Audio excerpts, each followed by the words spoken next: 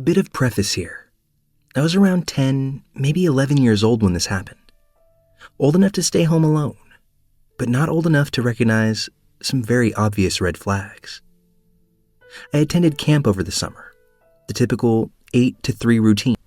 My house sits close to the end of my street, which forms a U. But for some reason, the camp bus driver would never drop me off right at my house. I would always get dropped off at the end of my street, where I would toddle myself along back home. Both my parents work late hours, sometimes not getting home until 8 p.m., and it would have been very expensive to hire a babysitter for 4 to 5 hours a day, 5 days a week. So, starting in the 6th grade, when the bus dropped me off at home, I would be all by myself. I'd do the usual middle school routine, play games online, watch TV. Occasionally, my neighbor's cat would come into my backyard, and I would feed and pet her as a way to stave off boredom and spend a little bit more time outside. The only computer in my house was in my dad's workroom, which has a window overlooking the deck and a window overlooking the side of the house. We have large bay windows in the living room, dining room, and the kitchen of my house, and since we sat on a hill, you can pretty much see the entire backyard from a nice vantage point. So most days when I got home, I'd toss off my backpack and go right to that room, and you'd be able to see me walk from my front door and pop up by the computer from the outside. Unfortunately, this would lead to something that I had forgotten about up until now. When I got off the bus this day, I did as expected, went into my dad's workroom and played computer games. About a half an hour into this, I can hear faint meowing coming from outside the window. I pause the game and look outside, thinking maybe my neighbor's cat had wandered over, but I didn't see anything. I sat back down and resumed playing, only to hear that meowing again, moments later. It was a quiet sound, but noticeable, and so I checked the other window, but nothing again. This routine happened for a good 10 minutes, and eventually I got frustrated and went into the living room to watch TV. When not even 2 minutes later, meowing from the window I was sitting right beside. Now I was a bit more confused. Where there's meowing, you should see a cat, but there was none. So I shut the blinds and kept trying to watch TV. The meows continued, but only when they came from the window right behind me did I jump up and leave the living room, officially a bit skeeved out. I went into my bedroom, where the blinds were drawn, but still cracked for some sunlight. I tried to read a book, only to hear a meow come from outside my bedroom window. This was enough to make me call my dad, concerned that maybe the neighbor's cat was hurt, but I couldn't see it to be sure. He said he would have the neighbor come check it out and call me back in a bit. 10 minutes go by, and I get a call from my dad saying that he was on his way home from work. Nothing urgent in his voice, just that his job had gotten canceled and that he could come home early for the day. I thought nothing of it, and only when he got home did I realize that the cat noises had stopped. Fast forward to the present day, and I asked my dad about this strange incident, thinking that it was funny that the cat had followed me around the house. But what he told me next is something right out of a nightmare. After I called him that day, the neighbor did indeed come to check on the house. What he found were large footprints leading in circles all around the house, clustered close to the walls, so that even if I looked outside, I wouldn't be able to see a thing. Someone had been stalking me through my house, seeing where I was through the windows, and making cat noises to try and lure me outside. They must have known I was home alone, since it was easy to see me walk by myself down the street, only to let myself in my house. My neighbor immediately called my dad and searched our property, yet found no one. The police were never called, since there was nothing but footprints that led off into the woods and eventually got lost. And like I said before, I never saw a soul. My dad stayed home with me for the rest of the week. It sickens me to know that there are people who would use these tactics to try to get kids out of their homes, and then from there, do whatever they wanted with them. I have kids of my own now, one just about the age that I was when all of this took place. While I don't plan on ever leaving them home alone, I also make sure that they're knowledgeable in all the areas that I wasn't when I was a kid. It's bad enough that I lived through something and had no idea just how close I was to something terrible happening. I want to ensure that the same thing never happens to my little ones.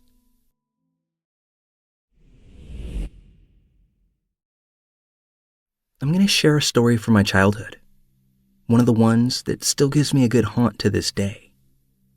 Have you ever seen those memes where it says people react like a criminal when an unexpected visitor arrives on their doorstep? They freeze and drop everything they're doing, throw themselves to the floor, just to avoid being seen through a window. This is my story of how I became one of those people. At the time, I must have been no older than 8. I was visiting the Midwest from South Korea, where I was born and raised, and we were here just visiting family. Nothing major. On this particular evening, the adults of the house, which consisted of our aunt and uncle and our parents, were going out to have a date night. My parents had ordered us pizza before they left and waited for it to arrive. That way, we wouldn't have to open the door for anyone. My aunt and uncle had 2 kids, 2 boys, and they were ages 15 and 8. Like I said before, I was just about 8 years old myself. My older sister was 11, and our baby brother was a young, tender age of 3. So all in all, we're ready to have our own night of fun games. After all, it wasn't often that cousins got to get together like this. They lived in the States. We lived in Korea. But we loved each other dearly. We saw our parents out the garage entryway, and they made sure that we knew the rules and we could recite them back to them. They also made sure that we knew where the telephones were, as well as the emergency numbers to accompany them. It was just going to be a typical night of no parents. At least, that's what we thought. It had been maybe an hour or 2 after our parents had left. We were all downstairs in the basement playroom or game room or whatever people call it these days. We were down there watching movies, playing air hockey, things of that nature. Pretty much just being kids. We weren't being overly loud or anything like that. And even if we were, it wouldn't have been too big of a deal. Because the way houses are in Kansas, the basements are built into the ground, just in case of tornadoes. I had gone upstairs with my eldest cousin because I wanted a drink of chocolate milk, and I couldn't reach the cups by myself. So we wandered upstairs into the kitchen, which was on the far end of the house. The other cousins stayed downstairs playing their games. We had maybe been upstairs for 10 to 15 minutes, because while I was drinking my milk, my cousin was making snacks, since we were planning on watching a movie. That's when, all of a sudden, we hear the doorbell ring. I remember my cousin looked at me and told me to stay where I was, because it was odd that somebody would be at the door. I don't remember it being late, but it certainly wasn't early. My cousin started to creep towards the door quietly. It was unnerving for someone to be ringing the doorbell. We weren't expecting any guests, and pizza had already been delivered. So, who could it be? Before my cousin's even halfway to the door, whoever's on the other side starts rapid fire ringing the doorbell over and over again. The ringing now echoing throughout the house. By this point, I had looked over toward the staircase, and I saw my siblings and other cousins start to creep up the stairs, with the exclusion of the baby, who was still asleep in the crib, down in the guest room. The eldest of the kids involved, let's call him James from here on out, put his finger to his lips and told us to be quiet, doing our best to pretend that nobody was home, despite all the lights being on. He crept closer to the door as the banging and ringing on the doorbell continued, and he peeked through the peephole. I'd never seen my cousin look so freaked out. His face drained of color, and he slowly backed away from the door. He told us all to go downstairs, but of course, we didn't really listen. Honestly, we thought he was just playing a joke. Maybe it was some of his friends wanting to scare us, since he did cancel his plans that night to stay home and watch all of us. My older sister shoved past him and looked through the peephole herself. And for whatever reason, whatever was on the other side of the door caused her to have the same exact reaction as she stumbled back into the hallway, just as pale. At the time, I didn't understand what was going on. I don't think any of us younger kids really did. But something wasn't right.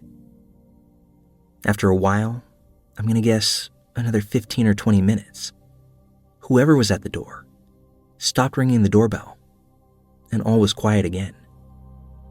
It seemed like they gave up. Maybe they really bought that nobody was home. If only we knew how wrong we really were. We all sat in silence for a little while. My other cousin, I'm going to call him Kyle for the purpose of this story, mustered up the courage to ask his brother James who was at the door and why James and my sister were acting so weird. James told us that there was a man wearing dark clothes, and he seemed to be carrying some type of package or large box, but they couldn't see his face. Of course, Kyle, being the little smarty pants he was at the time, started to mock James, saying that he was just being a scaredy cat and maybe didn't recognize one of their neighbors. Kyle was convinced that it was just a neighbor trying to drop off a package that may have gotten mixed up in the mail, seeing how this type of thing happened all the time. So we all agree that that was the probable cause, until we realized that whoever was ringing the doorbell didn't just leave the package on the porch. I mean, if you're delivering a package to the right house, you just leave it, right? But also, why would they try to bring it over to the house at night instead of just waiting until the next day? We thought that it was over and done with, so we pushed it to the back of our minds. We didn't think it was important enough to call our parents and let them know what had happened. After all, it was over with. We went back to the kitchen, grabbed the snacks, and started to head back downstairs until we heard the banging again. But this time, it wasn't from the front porch. We were all in shock. We all froze in fear. I mean, now it was coming from right behind us. We turned slowly and looked back in the direction from which the sound came. We were currently standing in the dining room. It was like someone was banging on the kitchen window. You know, the one that's typically above the sink. The one that your mother or father can watch the kids while they play in the backyard, while they wash the dishes.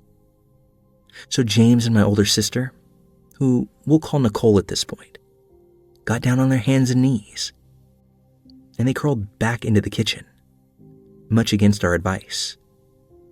Just as quickly as they crawled into the kitchen to take a peek, they crawled back to us, almost in hyper speed, and they told us to get low and stay low, as we all crawled into the den, further down the hallway. James had us all huddle close to the fireplace, out of sight from all the windows.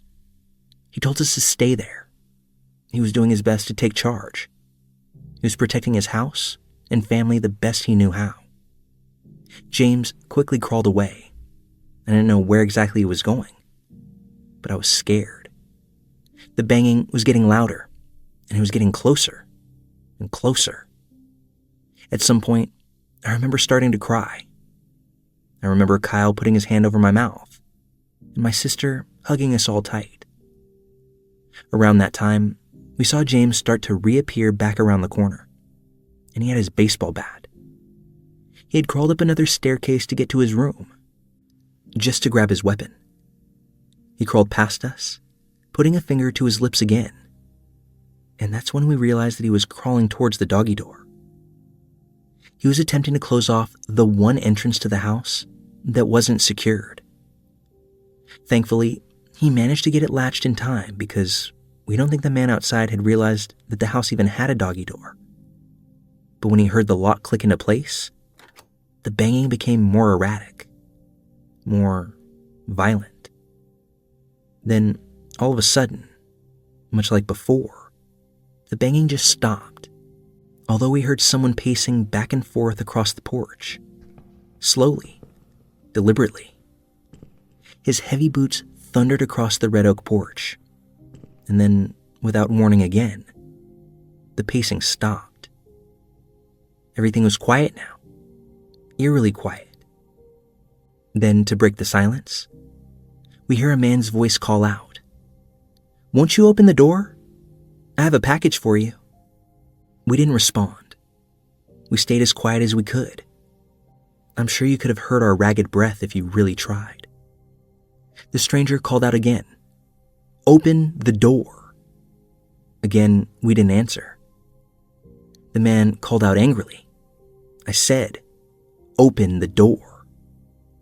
Like before, we didn't answer, nor did we make any sudden movements. That's when the banging began again, this time directly on the panel window of the room that we were sitting in. He was yelling, "I know you're in there. I know you can hear me. Open the door or I'll open it for you." Bang, bang, bang. The window rattled and shook violently with each impact from the strange man. Thankfully, our cousin's house had reinforced windows, so they weren't easy to break. But unluckily, we didn't have any neighbors close by, so we didn't think anyone could hear any of the commotion that was happening. But while that man was making all this noise, we took the opportunity to book it into another room and get to a phone. At one point, while we're on the phone with police officers, they asked us if we could describe the man. And all we knew was that he was tall and wearing black. So Kyle and I decided to be brave. So if something did happen to us that night, they would at least have a better description of who did it. We crawled our way back into the den, and we dared to look out the corner of the window. We gently moved the curtains out of the way, and lo and behold, the man was still banging. He had pretty much ripped the shutters off the outside of the window. They were basically hanging off their hinges, rattling with the wind. We made eye contact with the deranged man. Direct, soul-searching eye contact. I don't think before this night I had ever believed, but now I knew there's pure evil in this world. And when I looked into that man's eyes, I didn't see that soul that I was searching for. I know it sounds crazy, but those weren't the eyes of a human. He was something unlike anything I've ever seen before. Animalistic might be the only word I could use to describe it, besides demonic. When he saw us, he smiled a twisted grin that I'm sure he thought was reassuring. But then he crouched down. That way he could get a better look at us. "Don't you want your mail? You have mail. I can give it to you if you open the door." I remember grabbing onto Kyle's hand for dear life. Kyle shook his head no, threw the curtain back over the window, and before we even had a chance to move any further, the man started his tirade again. At this point, James had had enough. He passed the phone to my sister and yelled, "Leave us alone. The police are already on their way, and you're not getting in here." After that, it seemed like the man panicked, and his banging abruptly stopped. We heard those same footsteps on the porch, but this time they were retreating. Kyle and I peeked out the window again, and we saw the man running through the yard, through all the trees, before jumping the fence. The fence behind my cousin's house dumped into an alley that separated the neighborhood from the old cemetery. We stayed on the phone with police until they arrived, and our parents not long after that. But whoever that man was never caught, and we don't know what happened after that night. He just disappeared into thin air. That's why even now, at the ripe age of 21, whenever the doorbell rings and I'm not expecting a visitor, my heart drops and I break out in a cold sweat. I don't know what mail that man had that night, but I'm glad to never find out.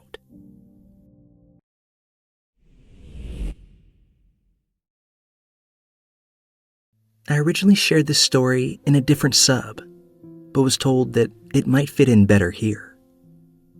My bedroom has floor-to-ceiling windows which face the backyard of my house. I rarely feel the need to close the curtains because I don't want to shut out my great view. It also makes my dogs and cats happy too. And the only way anyone would ever be able to see in is if they're flagrantly trespassing, which I've made difficult to do. My yard is encircled by both a tall fence and a thicket of bushes. And trees on both sides of the fence, all on my property.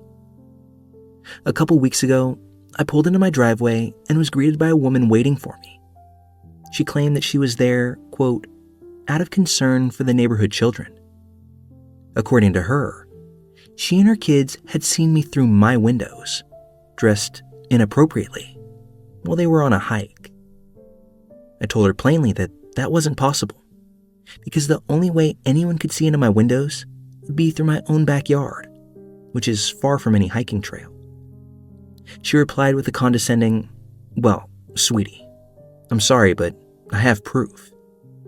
She pulled out her phone and showed me a picture taken of me in my underwear through my window. It was blurry, but I knew it was me, mostly based on the fact that my hot tub, pool, and garden were in the foreground of the picture. I pointed this out and included the fact that the only way those things could possibly be in the picture was if the photo had been taken from inside my backyard. I asked her directly if she and her kids had hopped my fence. Instead of giving me a direct answer, she began lecturing me about how inconsiderate it is to be an exhibitionist around children. I explained that I would never exhibit myself in a situation where I thought young children could see me, but I wasn't expecting anyone to trespass in my yard. She ignored the mention of trespassing before launching into a tirade about how she's sure I must be very proud of my body, since I've clearly paid enough for it. For what it's worth in regards to that comment, I've got breast implants and some skin removal due to weight loss. I've also got a few tattoos to cover up scars, just as an FYI. She then continues, "But that's no excuse to expose yourself to children." She ended her smug little rant by saying, "So honey, you'll be closing your blinds from now on?" I told her that no, I absolutely wouldn't be, because only people on my property could see in the windows, and that she and her children were not welcome on my property. She dropped the sweetness, started bitching, saying that the previous owner of my home had been family friends and had never locked their gates. And why even have a butterfly garden if kids can't visit? That it takes them half an hour to walk to the park unless they go through my yard. And that she'd seen kids at my place before, and why were only she and her children being excluded?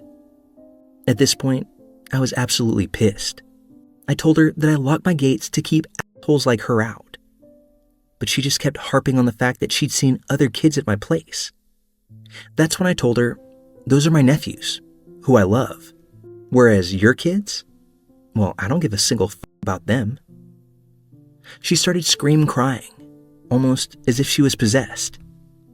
I don't know if you guys remember that insane God warrior lady from Trading Spouses, but that is the caliber of yelling that this woman in my driveway was doing. I ended the conversation. I went inside my house, but she stayed outside for a few minutes, going on and on and on about being disrespected and how she was going to call the cops because I was a pedophile whore, making death threats towards her family. A few days afterwards, the psycho returned along with a police officer.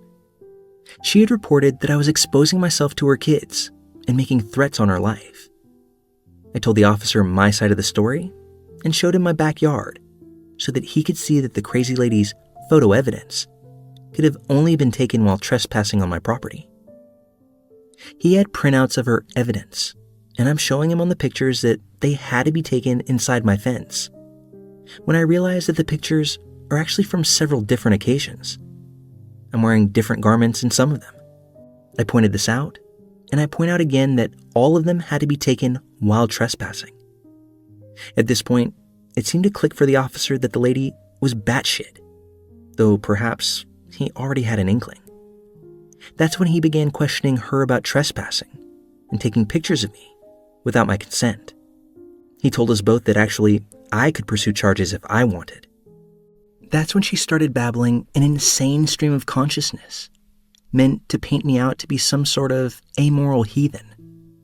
This included allegations of being a prostitute, having an onslaught of men over at all hours, comments about my body, questions of how I could afford to live in such a nice neighborhood, more comments about my body.